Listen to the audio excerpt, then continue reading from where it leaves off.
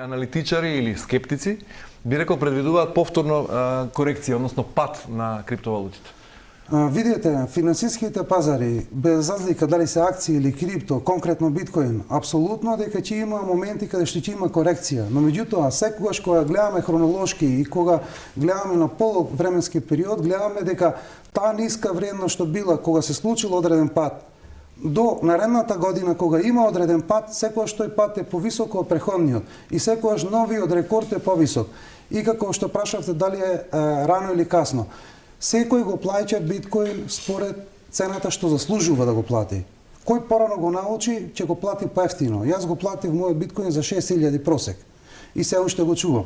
Али поентата што ми е, биткоин нема граница до каде ќе оди, безгранично ќе оди нагоре, затоа што фиат валутите немаат граница на нивното дно, затоа што вредноста на фиат валутите постојано паѓа и ќе паѓа, затоа што така е креиран финансиски систем.